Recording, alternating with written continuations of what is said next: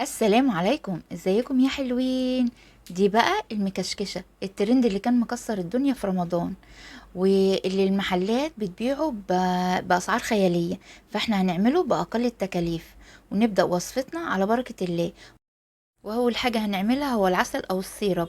هنجيب حلة وننزل فيها كوباية من السكر، وعليها كوباية ونص مية،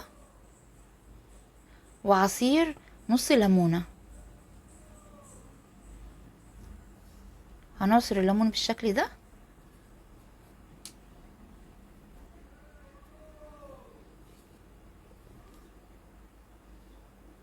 ونقلبهم مع بعض، ونرفع الحلة على نار متوسطة، وننزل بنص كوب عسل كلوكوز. عسل الكلوكوز يا بنات بيتباع عند العطارين او في اي سوبر ماركت. هنقلبه مع بعض لغاية ما العسل يفك كده، عسل الكلوكوز، ونسيبه على النار لمدة 7 دقايق. بعد ال7 دقايق قرب يدخل في السوا بتاعنا اللي احنا عايزينه. هننزل دلوقتي بمعلقة صغيرة فانيليا، وهنسيبه دقيقتين ونطفي النار. وهنعمل بقى الحشوة اللي احنا هنحشي بيها الجلاش بتاعنا، وهي عبارة عن نص كيلو لبن، او ما يعادل 2 كوب من اللبن، وننزل عليهم ب3 معالق كاستر، ومعلقتين نشا، و3 معالق سكر. واللي حابب يزود السكر هو بس السكر كده مظبوط، اللي حابب يكتر السكر حسب ذوقكم. هنقلب مع بعض كده المكونات مع بعض. وانا هنا عندي معلقة من القشطة بشيلها من وش اللبن، هضيفها ونقلب مع بعض كده، ونرفع الحلة على نار هادية.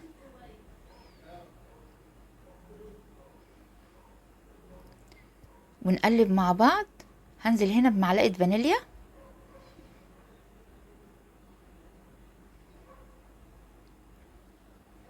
وهنفضل نقلب لحد القوام ما يتقل معانا. انا جبت هنا مضرب عشان طبعا ما يحصلش تكتلات من النشا والكاستر، وعلشان كده انا بضرب بالمضرب باستمرار. هنا ايدك طالما حطيتي النشا على النار او الكاستر ما تسيبهوش، دايما تقلبي لغاية ما يغلي معاكي. اتكون معانا آه يعني القوام بقى كريمي وجميل بالشكل اللي انتوا شايفينه ده. هستنى بقى يغلي وانزله من على النار.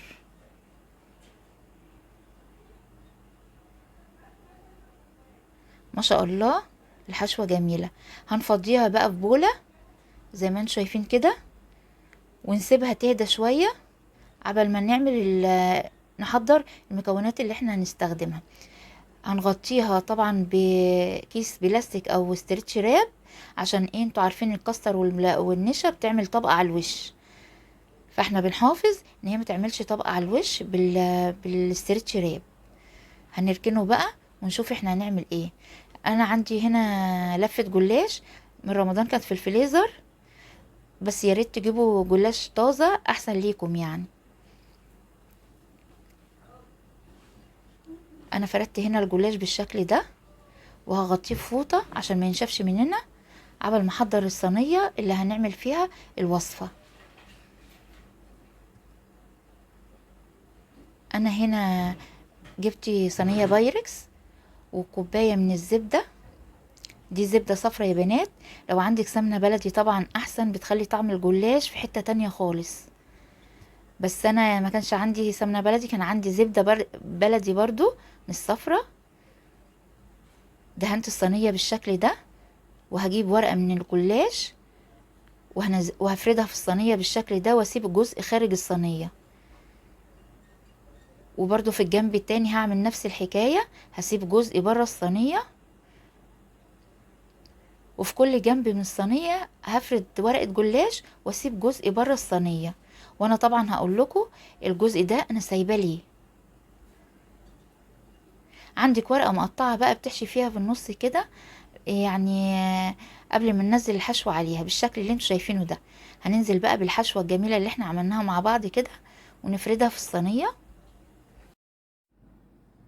ونوزع الحشوة كويس في كل الاتجاهات.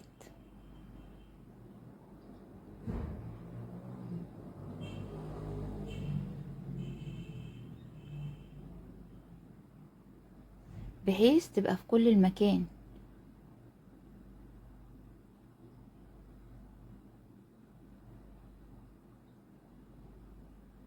ودلوقتي الجزء اللي احنا كنا سايبينه بره هنفرده كده في الصينية للداخل زي ما انتوا شايفين، عشان ده بيحافظ على ان الكريمة ما تخرجش بره الصينية وتلزق في البايركس، وتيجي تقطع الخرطة تبقى ماسكة بعضيها. دي معلومة ياريت كل البنات تاخد بالها منها، وبنستفاد من بعض. يعني اللي عنده حاجة بيعلم اللي ما يعرفش. انا لغاية دلوقتي بتعلم. هنجيب بقى الجلاش بتاعنا ونقيسه على الصينية ونشيل الزيادة بالشكل اللي انتوا شايفينه ده.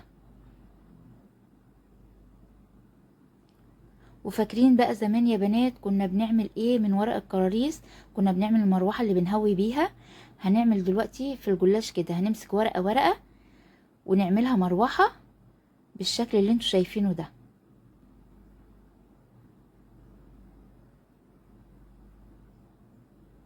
وهو ده السبب اللي مخليها باسم المكشكشة، ان احنا بنكشكش ورق الجلاش بالشكل اللي انتوا شايفينه ده، زي ما كنا بنعمل المراوح زمان من ورق الكراريس.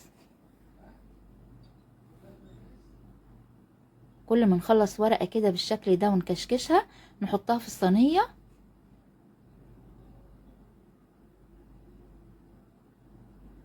لغاية ما نخلص كل الكمية. هنمسك ورقة ورقة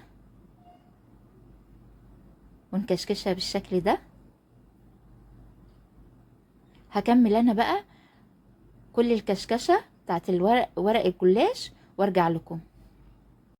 شفتي بقى يا ست البنات ان هي سهلة وبسيطة وعمايلها سهلة، ومش مستاهلة الضجة اللي الناس عاملاها دي، وبتعمليها بمكونات بسيطة، وبترحمي نفسك من الاسعار الخيالية اللي بتسمعي عنها او ممكن تشتريها بيها. هنجيب بقى كوباية الزبدة وندهن الصينية كلها بالشكل اللي انتوا شايفينه ده، ونشبع الصينية كلها، ما نخليش جزء مش مدهون، عشان الجزء اللي مش مدهون هيطلع ابيض معاكي، والجزء المدهون كويس هيطلع لونه ذهبي وجميل. وهندخلها الفرن على درجة حرارة 180 او حرارة متوسطة حسب الفرن عندك. هتقعد ربع ساعة لغاية ما قعرة صينية يحمر، ونطفي عليها ونشغل الشواية عشان تديها اللون الذهبي الجميل، وتطلع معانا بالشكل الجميل اللي انتوا شايفينه ده. انا هنا سقيتها اول ما طلعت من الفرن بكوبايه لبن، وبعد كده نزلت بالشربات اللي احنا عملناه. ولازم يا بنات اول ما تطلع من الفرن تسقيها بكوبايه لبن، عشان ده اللي بيطريها، وبعد كده تنزلي بالشربات. عندك بقى اي مكسرات عندك زوقي بيها زي ما انت شايفه كده. انا كان عندي عين جمل مجروش باقي من رمضان، فاستخدمته زينتي بيه بالشكل اللي انتوا شايفينه ده. يا ريت لو انتي استمرتي معايا للجزء ده ما تنسينيش بدعوة حلوة، وتعملي لي كومنت وتشيري لاصحابك، ويا ريت تشاهدوا الفيديو لان الواحد بيتعب فيه يا بنات.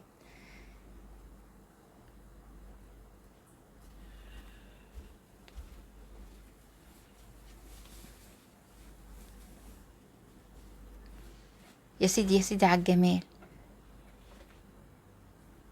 وبألف هنا وشفا للي يجرب الطريقة. والسلام عليكم ورحمة الله.